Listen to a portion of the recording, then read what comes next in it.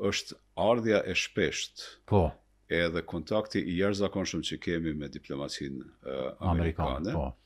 Unë shkoj më ftojnë në Washington për atë vizitën 3 javore që duhet bëhe, dhe një javë ditë e kaloj në Washington prej zavendës atër ushtruesit detyrës të sekretarit të shtetit. Po, Lawrence Eagleberger ka qenë. Po, ai s'ka qenë acting u bëni me preardhje Habib, Philip Habib ka qenë, do thonë ai ishte ushtrues përderisa nuk ishte Eagleberger atëherë. Do thonë prej aty deri te takimet e shpeshta në Senat, në Kongres, në shtëpinë e përfaqësuesve të tjera. Deri te pjesën e dytë të vitit 1992, kur na thuhet ne kemi një vendim të jashtëzakonshëm për Kosovën. I cili po ndërtohet në nivel të Këshillit të Sigurisë Kombëtare. Dhe ne diku në vjesht të vitit 1992 na tregojnë që do të vijë një kërcënim unilateral. Po, kërcënimi I Kërshëndellave nuk ka pikë pe qielli, ke të drejtë, ka qenë analiza strategjike të Këshillit të Sigurisë Kombëtare, shtëpisë Barës të departamentit, nga ana tjetër ka qenë një kontekst I ri politik në Serbi dhe në Jugosllavinë atëhershme. Kontekst I ri e ka pasur me Milan Panić. Edhe u kriju një ambient kogja negativ për Miloševićin, dhe Miloševići ka llogarit që mund të humbë zgjedhje. Ka pas oferta atëherë. Ljubiša Rakić ka qenë akademik dhe këshilltar I Panićit, ai ka shku te Sali Berisha na ka informuar neve pastaj, më kujtohet që Rakići ka thënë që Panići e jep statusin e Republikës, në kuadër të Jugosllavisë, nëse ai merr pushtetin. Ka qenë impresion I jashtëzakonisht I madh I senatorëve amerikanë që ne të marrin pjesë në zgjedhje. Sidomos Denis Dekonsini ka qenë shumë senator I njohur, edhe Hala është, do më thonë edhe e di që profesor Agani dhe rrugova pa të shku në Bruxelles një takim me te, diku në nëntor të 92-shit, zjeto po në majtë dhjetor, edhe di që kur patar nuk e mban të egzime, Blenim nuk në me marrë pjesë në zgjedhje, se ka qenë problem shumë I madh me rezistu pjesë marrës në zgjedhje, 92-shin po plas, ka qenë problem tepër I madh. Amerika llogariste me qatë teorinë që përmendje ti, që demokratizimi I Serbisë sjell rrethana shumë më të vëlidshme që Kosova ose të pavarësohet ose ta merr një status shumë të avancuar, shoqëri shumë I lumtur. Po, në ato rrethana mund kujtohet shumë mirë që patën fillu me I bart këto reliktet Kishë Ortodokse Serbe prej Kosovës në Serbi. Që është shenja e parë që mund të ketë luftë Kosovë. E ne s'ishim autor të luftës. Nuk kishte kurfar shenja në 92-shin që Kosova ose shqiptarët mund ta bëjnë luftën. Shenjat ishin qarta që nëse Milošević e sheh rrezikun e humbjes nga Panići në zgjedhje, ai do ta iniciojë luftën në Kosovë. Se lënë me marrë pushtetin. Prandaj ka qenë brutale, kërcënimi I Kërshëndellave ka qenë brutal, sepse për herë të parë dhe të fundit, nëse s'ka bëj, këtë periudhën e Trumpit tash po.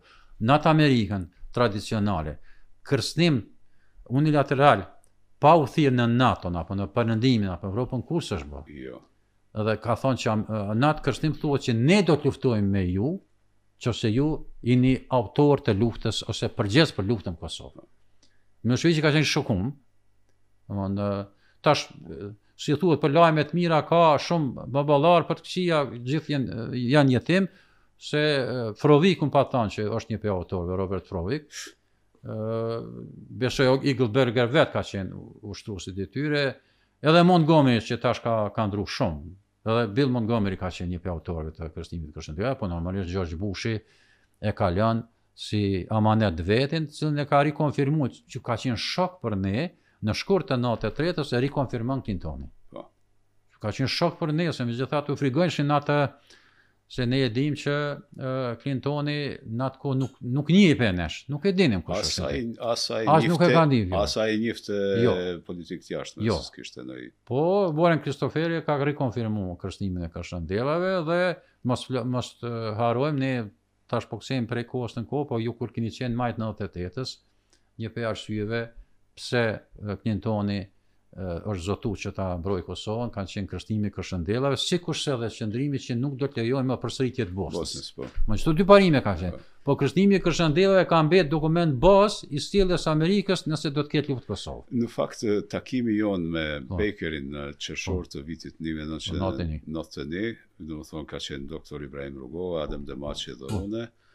Aty janë vu parametrat e zyrtarisht nga Bakeri edhe kjo ka met si pozicion, më thonë që rruga pasore e rezistencës pasore të Kosovës do ta ketë për krahjen e Shtetet Bashkuara të Amerikës.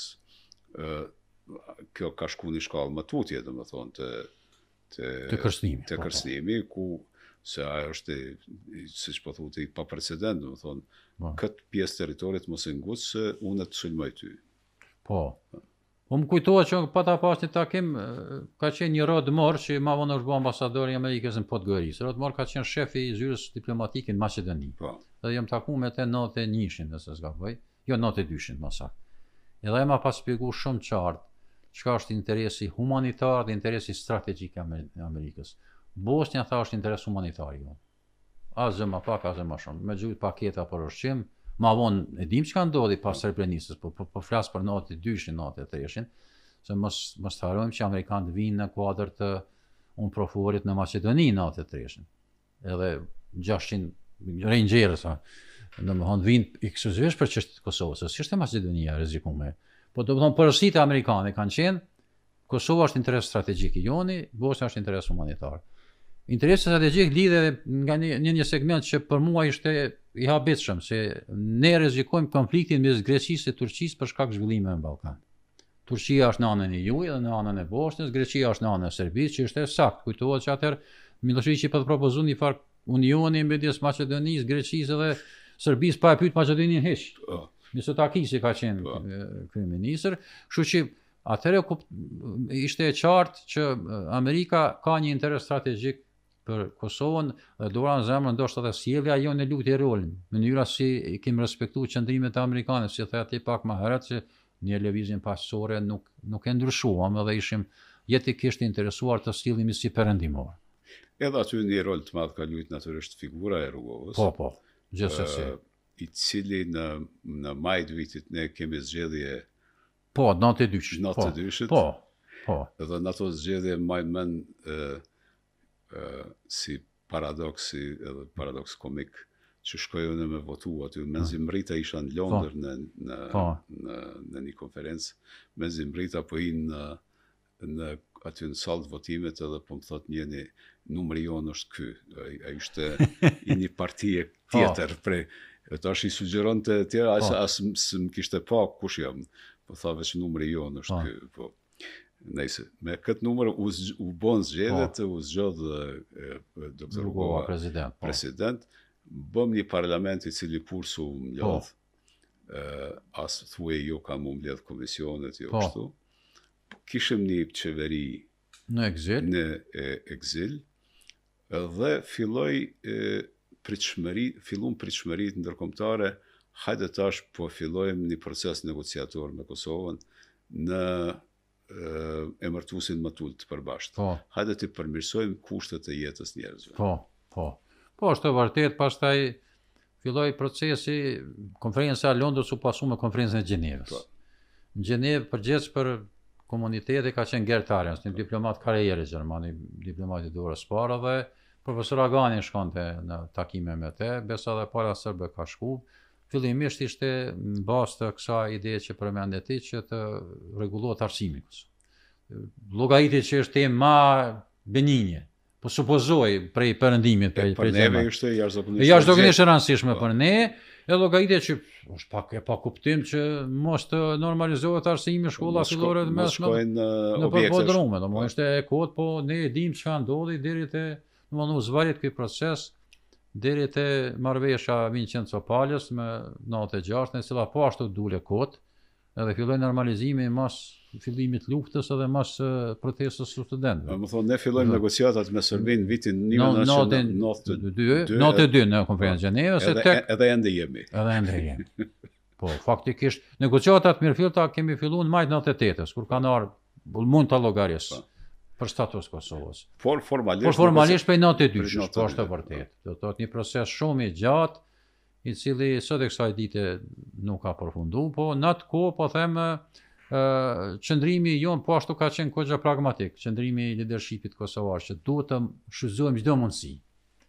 Ishte gabim të thojës nuk shkojnë në Gjenevën sepse po trajtohen veç si segment i arsimit, nuk po trajtohet çështja statusit të Kosovës. Ishte gabim të mos shkojë dhe ishte përpjekje e mirë dhe kemi dalë mirë edhe në librin e kujtimeve të Arensit e kam pa që pala kosovare është ndarë mirë, është sjellë mirë edhe janë bërë përpjekje maksimale që të normalizohet gjendja. E cila po them s'është me zukur deri pas luftës. Prej kësaj perspektive çka kemi mujtë me bën ndryshe në vitin 91-92? Objektivisht asgjë. Me thënë patar, sinqerisht, po thotë ndoshta duhet të organizoheshim më mirë si politika, pa dilemë. Në aspektin diplomatik edhe politik, me siguri kemi pas vrasësi, kemi pas gabime, kemi pas dështime, kemi pas rëshime. Cili ka qenë gabimi më i madh? Po, gabimi më i madh ka qenë që të mos